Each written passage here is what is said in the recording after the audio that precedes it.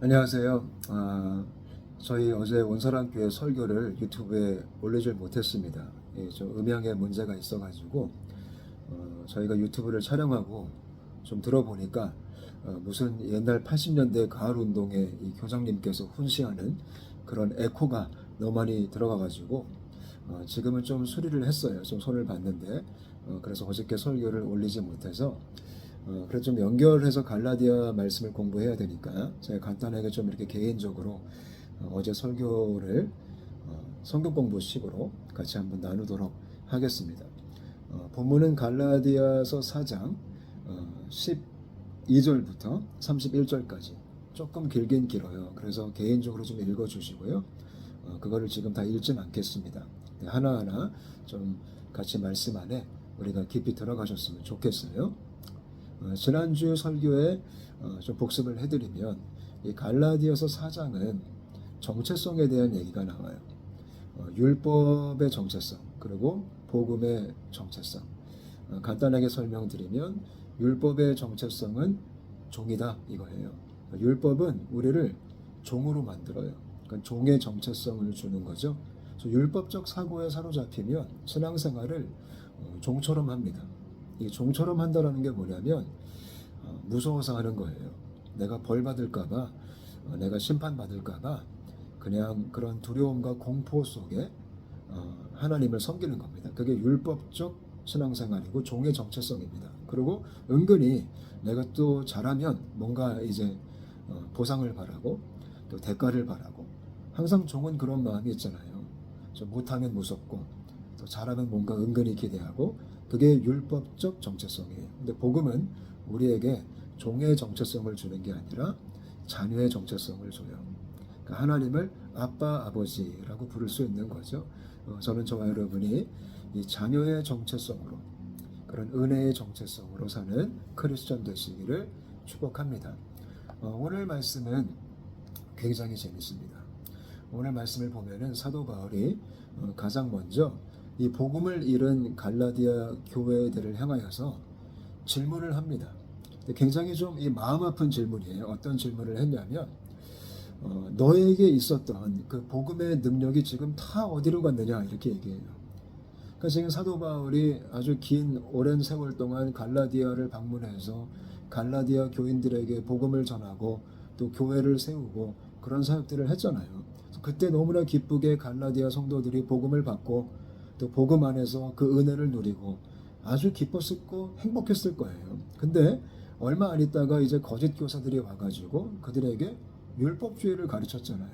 그래서 그 율법주의로 인하여서 이들의 신앙이 흔들흔들 거리면서 점점 복음에서 멀어진 거예요. 그래서 사도 바울이 갈라디아서를 쓴 거잖아요.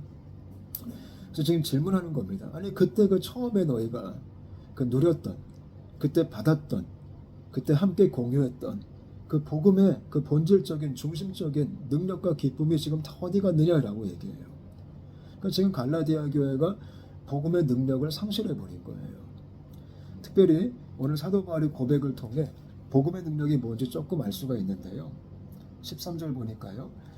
내가 처음에 육체의 약함으로 말미암아 이렇게 써요. 그러니까 사도 바울이 처음에 갈라디아 교회를 방문했을 때 육체의 약함이 있었대요. 육체의 약함. 이게 뭐냐면 몸이 아팠던 거예요. 사도 바울에게 고질적인 질병이 있었던 거예요. 어떤 학자들은 이 질병이 간질이다 이렇게 얘기하는 분도 계시고 근데 상당수의 많은 분들은 이 질병은 안질, 이 눈에 문제가 있었을 것이다 그렇게 얘기해요. 저도 안질에 대해서 동의를 합니다. 그러니까 사도 바울이 지금 몸이 아프죠. 몸이 아픈 상태에서 이제 갈라디아 성도들을 만난 거예요. 이렇게 얘기합니다. 내가 처음에 육체의 약함으로 말미암아 너에게 복음을 전하는 것을 너희가 아는 바라. 14절 너희를 시험하는 것이 내 육체에 있으되 이렇게 얘기해요. 참 독특한 표현이죠. 지금 사도 바울이 아픈데 그것이 그들에게 시험거리가 되는 것이었다. 그렇게 말을 합니다. 그러니까 질병이 있는데 그게 다른 사람들에게 충분히 좀 부담이 되는 시험 들게 하는 그런 이슈였다. 이게 무슨 말이냐면요. 이 당시 어떤 문화가 있었냐면 이 당시는 이 질병을 영적으로 해석하는 그런 문화가 있었어요. 예를 들면 뭐 사도 바울처럼 안질이 있다. 그거를 단순하게 그냥 몸이 아프구나 이렇게 생각하는 게 아니라 하나님께 잘못해서 저주를 받았구나 이렇게 생각한 거예요. 그게 율법적 사고잖아요. 율법에는 그런 게 있었잖아요. 부정하다, 뭐 격리시켜라. 그런 이제 관점으로 쳐다본 거예요. 그래서 이 당시 만약에 사역자들이 어떤 어른들이 질병이 있으면은 그거를 가리켜서 하나님께 저주받은 부정한 사람이다. 그렇게 해석을 하는 거예요. 영적 의미를 부여해서. 사람들이 그렇게 이제 질병을 취급한 거죠. 근데 제가 가만히 생각해 보니까 오늘날도 그렇게 좀 우리가 이 주변의 이 상황들을 해석할 때가 많은 것 같아요. 그죠? 여러분들은 어떠세요? 가끔 우리도 우리 인생에 갑작스러운 사고가 닥치면 그런 생각하죠. 내가 뭔가 하나님께 잘못했나? 내가 뭐 불순종했나? 내가 예배를 빼먹어서 그런가? 내가 좀 헌금을 요즘 덜 했나? 그래서 이런 안 좋은 일이 생겼나? 우리는 은연중에 그런 생각을 해요. 근데 그것이 다 율법적인 잘못된 사고와 생각이라는 거예요. 근데 이 당시도 그랬던 거예요. 근데 그런 환경 속에서 갈라디아 교회들이 뭐라고 말하냐면 사도 바울이 이것을 너희가 업신여기지도 아니하며. 대단하죠. 지금 시험거리인데 이들이 복음 안에서 사도 바울을 만났을 때 사도 바울이 질병이 있었음에도 불구하고 그거를 업신여기지 아니하고 그리고 버리지도 아니하고 오직 나를 하나님의 천사와 같이 또 그리스도 예수와 같이 영접하였도다. 대단하죠. 지금 갈라디아 성도들이 안질이 있던 사도 바울을 만났을 때 복음 안에서 그들이 복음을 받았기 때문에 그들이 예수 안에 구원받은 사람들이었기 때문에 그거를 시험거리로 여기면서 시험 들지 않고 오히려 사도 바울을 품어줬다라는 거예요.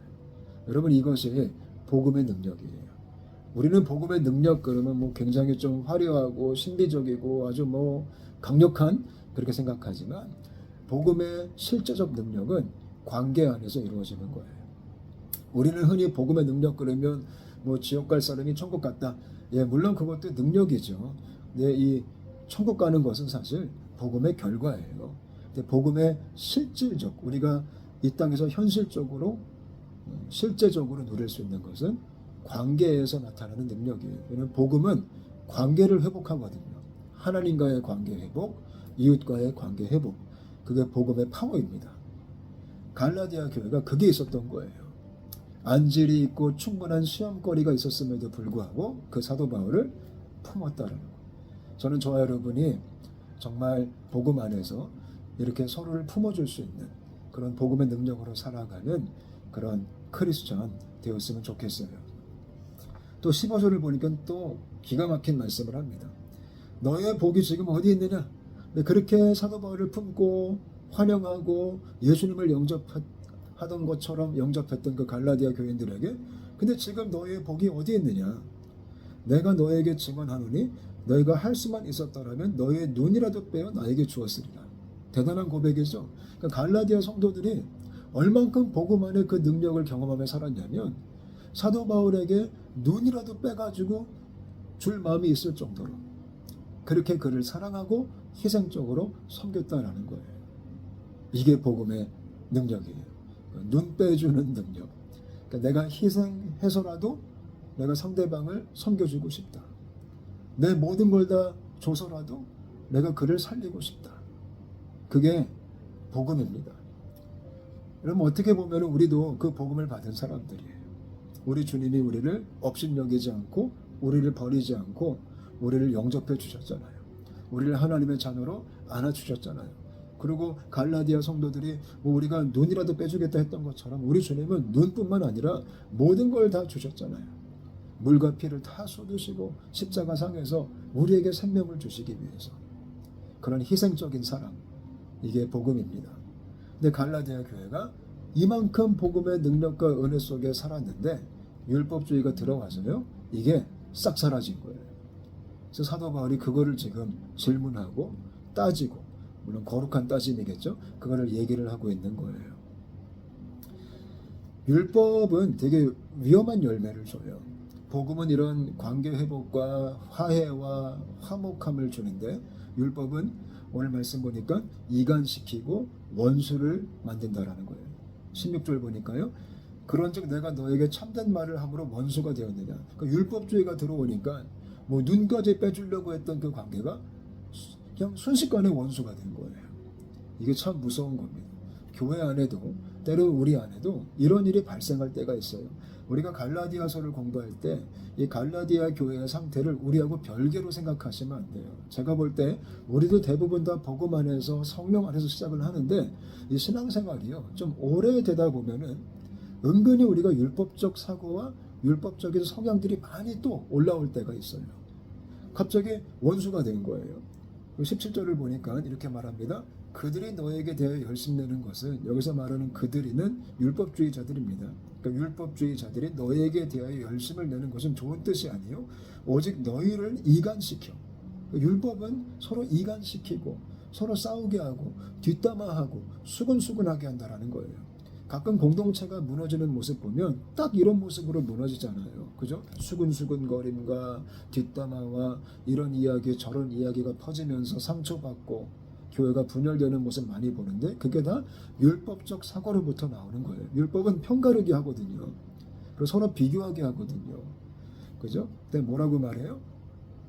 너희로 그들에게 대하여 열심을 내게 하려 함이라. 그러니까 지금 율법주의가 들어오니까 이 갈라디아 성도들이 엉뚱한 열심이 생긴 거예요. 하나님을 향한 열심, 주님을 향한 사랑, 그렇게 살아가도 지금 모자를 파네. 엉뚱한 열심을 내서 엉뚱한 것을 섬기기 시작하는 거예요. 이게 율법주의가 가져다주는 아주 무서운 현상입니다. 제가 이 설교를 준비하면서 어저께도 교회에서 그런 얘기를 했어요. 정말 무서운 게 뭐냐면 하나님을 향한 열심이 없이 교회를 향한 열심이 있으면 그건 무서운 겁니다. 그러니까 하나님을 향한 사랑이 없이 교회를 향한 사랑이 충만하면 그거 정말 공포스러운 겁니다. 대부분 그런 이유 때문에 교회가 무너집니다. 저는 저와 여러분이 주님을 향한 열심으로 그 열심 때문에 교회를 향한 열심이 생겼으면 좋겠고요. 또 주님을 향한 사랑 때문에 교회를 향한 사랑이 생겼으면 좋겠어요. 목회자인 저도 마찬가지예요. 제가 하나님을 향한 열심이 없이 사역을 향한 열심만 있다. 그럼 아마 성도들이 굉장히 피곤할 거예요. 제가 만약에 하나님을 향한 사랑이 없이 그냥 사역만 사랑한다. 그럼 그 사역은 아주 무서운 사역이 될 거예요. 저는 우리가 이 부분을 정말 조심하고 우리가 주님께 집중하는 그런 복음의 능력으로 살았으면 좋겠어요. 근데 이런 상황 속에서 사도 바울이 갈라디아 교인들에게 뭐라고 말하냐면 저는 이 부분이 너무 감동이 됩니다. 여러분 같았으면 어땠을 것 같아요? 지금 그렇게 내가 애를 쓰고 수고하고 정말 세웠는데 지금 나에 대해서 원수라 부르고 등을 돌리고 있어요. 얼마나 섭섭해요. 근데 사도 바울이 뭐라고 하냐면요. 이렇게 말합니다. 19절을 보니까 나의 자녀들아 이렇게 얘기해요. 아마 죄송하지만 저 같았으면 나의 원수들아 아마 너희들이 나를 원수로 부르니까 너희도 내 원수다 이렇게 했을 수도 있는데 사도 바울은 나의 자녀들아 이렇게 얘기해요. 이 헬라어는 굉장히 따뜻한 표현이에요. 정말 아버지가 자녀를 부르는 그런 심정으로 지금 부르는 거예요. 그럼 뭐라고 말해요? 너희 속에 그리스도의 형상을 이루기까지 다시 너희를 위해 해산하는 수고를 하노니. 참 놀라운 고백이죠. 지금 그렇게 애를 써가지고 세워놨는데 율법주의가 들어와서 다 망쳐졌어요. 다 와르르 무너진 거예요. 근데 사도 바울이 뭐라고 해요? 내가 다시 하겠다. 이게 복음의 능력이에요. 그러니까 오늘 본문을 통해 우리가 지금 짧게 읽은 본문을 통해 복음의 능력이 뭔지 알 수 있어요. 복음의 능력은 안아주는 거예요. 영접하는 거예요. 그리고 복음의 능력은 눈이라도 빼줄 정도로 내가 그렇게 희생적으로 사랑하겠다. 그리고 또 복음의 능력은 방금 우리가 읽었던 것처럼 내가 와르르 무너졌다 할지라도 다시 시작하겠다. 그게 얼마나 힘든 거예요. 뭐라고 말해요? 해산하는 수고를 내가 하노니. 그 정도로 힘든 수고를 내가 다시 하겠다. 누구를 위하여? 갈라디아 교인들을 위하여. 복음은 포기하지 않는 거예요. 하나님은 우리를 포기하지 않으세요. 그렇기 때문에 우리가 이렇게 살아가는 거예요. 저는 제가 볼 때 이런 복음의 속성 때문에 이런 하나님의 성품 때문에 우리가 계속적으로 살아갈 수 있는 것 같아요. 정말 주님의 은혜로 사는 거죠. 저는 저와 여러분이 이런 복음의 속성을 정말 품고 우리가 참된 성도의 길을 걸어갔으면 좋겠습니다. 특별히 이제 21절부터는 이제 사도 바울이 다시 시작하는 마음으로 이제 기초부터 얘기를 하는 거예요. 그러니까 내가 해산하는 수고를 다시 하겠다. 이제 그러면서 이제 바로 연결되는 이제 내용들이 아주 중요한 출생의 비밀, 출생의 비밀에 대한 얘기를 해요. 그러니까 기초죠. 어떻게 보면 너희가 어떻게 태어났는지, 약속의 자녀가 뭔지를 내가 다시 처음부터, 그러니까 기독교 101, 크리스천 101이죠. 그걸 다시 한번 시작하자라고 이제 아브라함 얘기를 다시 하기 시작합니다. 그러니까 21절부터 31절은 아브라함의 두 아들에 대한 얘기입니다. 그러니까 하갈의 아들 이스마엘, 그리고 사라의 아들 이삭, 이 얘기를 하면서 이제 그리스도 안에 언약의 자녀가 어떤 것인지에 대해서 설명을 합니다. 특히 이렇게 얘기합니다. 하갈을 가리켜서 여종이다 라고 표현해요. 종의 엄마죠. 그죠? 그리고 사라를 가리켜서 자유가 있는 여자다. 그러니까 종과 자유로 이제 접근을 합니다. 그리고 설명을 해요. 그러니까 하갈은 종의 정체성이고 사라는 자유의 정체성이다. 이렇게 얘기해요. 특별히 뭐라고 말하냐면 이스마엘은 육체적 자녀다. 그러니까 육신의 자녀다. 우리가 잘 알듯이 하나님의 아브라함에게 약속을 하셨어요. 근데 하나님께서 약속은 거창하게 하셨지만 자녀를 주지 않으셨어요. 그래서 아브라함이 마음이 조급해졌죠. 그리고 사라도 마음이 조급해졌죠. 아니 약속은 했는데 자녀가 생산이 안 되니까 얼마나 마음이 힘들겠어요. 그래서 우리가 창세기를 통해 보면 알듯이 아브라함과 사라가 좀 실수를 하죠. 그게 뭐냐면 사라가 자기의 종이었던 하갈을 아브라함에게 첩으로 줍니다. 그래서 아브라함과 하갈이 결혼을 합니다. 이제 첩이 된 거죠. 그리고 동침을 했습니다. 정말 놀랍게도 바로 아들이 생겼습니다. 그 아들이 이스마엘입니다. 근데 그걸 가리켜서 뭐라고 사도 바울이 설명하냐면 그것은 곧 육신의 자녀다. 이게 무슨 뜻이냐면 자연적 순리로 태어난 것이다. 육체로 말미암아 육체의 기능으로 이스마엘은 태어났다라고 말해요. 그래서 그렇게 좀 그런 단어를 써요. 육체의 자녀다. 육체의 자손이다. 근데 그 이후에 하나님이 이스마엘은 유업을 이을 자가 아니다. 이제 그렇게 하면서 사라를 통해 우리가 창세기를 보면 자식을 주시겠다고 계속적으로 말씀을 하십니다. 근데 우리가 알듯이 언제 하나님이 이삭을 주시죠? 아브라함이 100세 때 이삭을 낳게 됩니다. 그 전에 이제 1년 전에 하나님의 천사가 방문했잖아요. 그리고 이제 아브라함과 대화하면서 그런 얘기하죠. 사라가 내년 이맘쯤 되면 아들을 안고 있을 것이다. 그때 사라가 어떤 반응을 했죠? 이제 그 뒤에서 몰래 들으면서 비웃었어요. 아니 그게 말이 되냐? 근데 이 비웃음은 당연한 거예요. 왜냐하면 이 당시 사라도 굉장히 이제 할머니고요. 아브라함도 100세가 가까운 99세 할아버지죠. 여러분 인간이요 육신적으로 그 나이가 되면 생산적 기능이 사라집니다. 이거는 자연적 순리입니다. 그렇게 될 수밖에 없어요. 그러니까 아브라함과 사라는 지금 그 현실에서는 아이를 낳을 수가 없습니다. 왜냐하면 이미 그 기능이 끝났습니다. 그러니까 사라가 웃을 수밖에 없죠. 근데 놀랍게도 하나님의 은혜로 이삭이 100세에 태어납니다. 근데 이 자녀는 뭐라고 말해요? 육신의 자녀가 아니다. 왜냐하면 육체의 순리에 따라 자연적으로 태어난 게 아니다. 이거는 약속의 자녀다. 여러분 이삭이 태어난 것은 초자연적 역사였습니다. 왜냐하면 자연적으로는 불가능했기 때문에.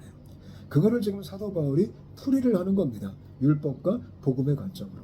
제가 이 말씀을 공부하다가 와 정말 사도 바울은 천재 같습니다. 그런 맥락으로 이제 설명을 해가면서 갈라디아 성도 너희들은 이 약속의 자손이다. 이 약속의 자손으로부터 예수 그리스도가 나왔고 그 예수 안에서 우리도 그런 자유의 자녀가 된 것이다. 그 얘기를 하는 겁니다. 그리고 더 나아가서 하갈은 시내산에서 그 엄마다. 시내산의 엄마.